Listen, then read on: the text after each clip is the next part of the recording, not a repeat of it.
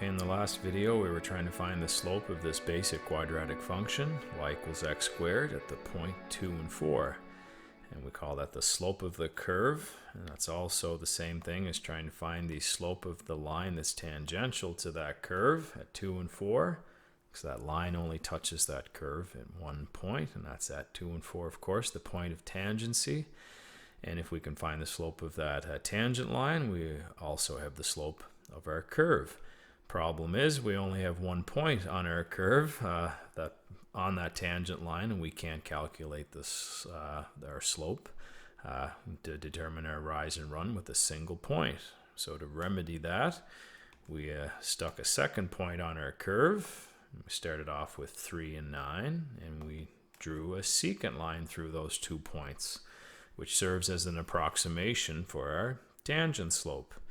And you will see here somewhere, here it is up top here, over here where my little cursor is, you can see I have an H slider, and that H is a key piece of the puzzle here as we start to move towards calculus methods, because in calculus that H typically means the difference in your two x values. So right now I've established that that difference is positive 1.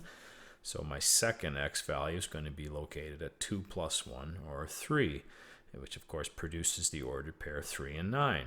So what we want to do is shrink the distance between those 2 points. Therefore, we're going to shrink h down, and h is going to get smaller. And in the last video, we didn't go get too carried away. We just moved it into a half of a box away from the initial point. So if h is 0.5, our second x value is 2 plus 0.5, and that squared is going to be 6.25. And then we moved it in, I guess, the last part of the previous video. H became 0.1 because our second point, and our secant line was 2.1. So 2 plus 0.1, of course, as that's all this H business is doing. And then once we square that, we get 4.41. So we want to let H go to 0. Problem is, we can't let it go exactly to 0 without some calculus magic, because our secant slope, our secant line just disappears and evaporates there. And I should also point out too that h can be a negative quantity. All the examples we used in the last video, I was letting h be small positive quantities, but there's nothing to say h can't be a small negative, like negative 0.2 or negative 0.1, because of course as long as it's providing a second ordered pair, so that we can determine a slope of a secant line, that will serve as an approximation for the tangent. But we're trying to get away from approximations here, remember, and we're trying to see if we can let h get as close to 0 without causing this problem of the disappearing secant line. So to do that, we have to use limits. So once we incorporate our h into the mix, you will see limits be a key piece of this puzzle, and we can establish that the limit of the secant slope is actually going to become the slope of the tangent line that we are looking for. Okay, so now let's introduce an h. Instead of a specific second x value, we're going to use an h to represent kind of any potential second x value, and therefore any potential second order pair we can use in our secant slope.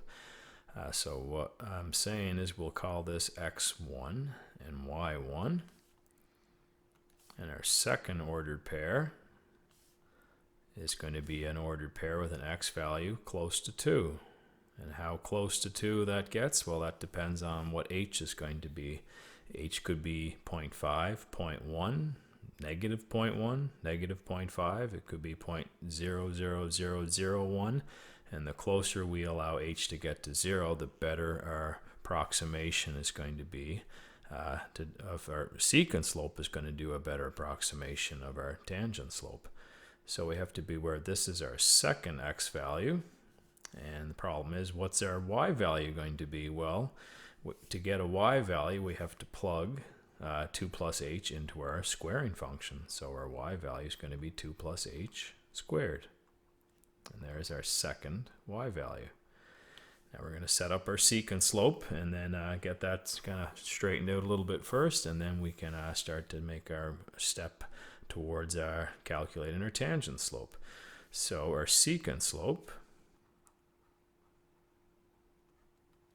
going to be rise over run, or y2 minus y1. That's going to be this 2 plus h, which is that squared second input, minus our first squared input, of course, is the number 4. So that's the difference in our two y values, which is our rise, over the difference in our two x values, which is going to be 2 plus h. Subtract 2. And we can see in the denominator there that our 2's cancel immediately, which might be surprising, but it's not if you consider what h actually is. H is the difference between your two x values, so naturally that should be your run in your secant slope, the denominator. So in the top we have a little bit of algebra to do, but nothing too threatening. We have to square 2 plus h. So that's a perfect square, so I'll use my perfect square shortcut. It's going to be 2 squared plus 2 times the product of 2 and h, so 2 times 2h, or 4h, and then plus h squared, and then we still have to subtract 4. And this is always characteristic of your secant slope as well, is that your constants should be disappearing. And there the 4's are gone on the top. And everything that we have left now in our secant slope expression, which is in terms of h, everything has an h in it. Which is, I guess, both good and bad, because if h goes to 0, which is what we would ideally like it to do, where we can see that we end up with the 0 over 0, that strange indeterminate form that we saw in the last rational function section as well. So before we worry about that, let's make our final approach towards that tangent slope. And we have to introduce our limit notation, because our tangent slope is simply going to be the limit of all those secant slopes. And I'll actually write that as slope of a secant before we sub in the algebra that we just created there. And it's not just the slope of the secant, it's the slope of the secant if h goes infinitely close to 0 and approaches 0. So now our limit is going to serve the purpose of dealing with keeping those 2 points, I guess, separate long enough to determine what the tangent slope is actually going to be. And I'll explain that a little better in a second. So we're going to sub in our expression for our secant slope. Again, at this point of tangency, 2 and 4, don't forget.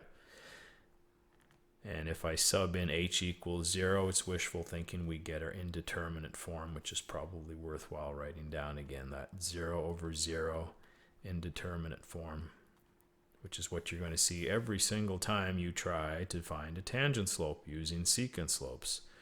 So indeterminate form. And it basically means there's nothing you can really, I guess, glean from that at this point until you do a little bit more algebra. I like to think of it as saying, too, that our rise over run is essentially 0 over 0 if we're letting h go to 0 until we do a little bit more algebraic manipulation here of this stuff. So let's keep going.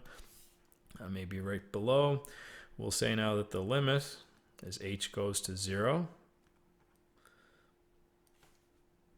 we can do something algebraically there, and factoring is always a key piece of the puzzle when you're dealing with polynomial functions. So I'm going to pull an h out of the top, factor out an h, and the reason for that is I want to divide that h in the bottom into that h that's in the top. So h will divide into h.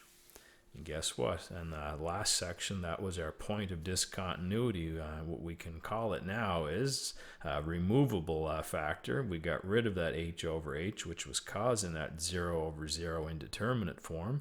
And now that is gone, and we're left with our limit notation. And we're moving to our final step here. Second last step, actually. So we still got to deal with this limit, because now inside my limit notation, we just have the expression 4 plus h. So now if we say, you know what, limit, let h go to 0, get as close to 0 as you want, and then we can probably figure out what 4 plus h is going to do, because the closer h gets to 0, the closer 4 plus h, of course, is going to get to 4. So usually at this point, I just say to myself, sub in 0 for h now. It's not technically 100% correct, but it does the trick.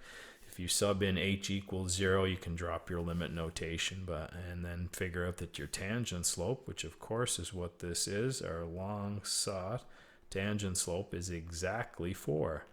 The limit notation's a little more abstract than just subbing in an h equals 0. We're saying the closer h gets to 0, the closer the secant slope gets to 4. Think about that a little bit, but not too much. Just once you get rid of your 0 over 0 by canceling the h on the bottom with an h on the top, just sub in h equals 0 and drop your limit notation, and you will have your tangent slope. So there it is. We've used for the first time some calculus methods involving limits and a little bit of algebraic manipulation to determine that our secant slope will eventually become 4, and that is the slope of the curve that we were looking for at the point 2 and 4, and that's of course also the slope of our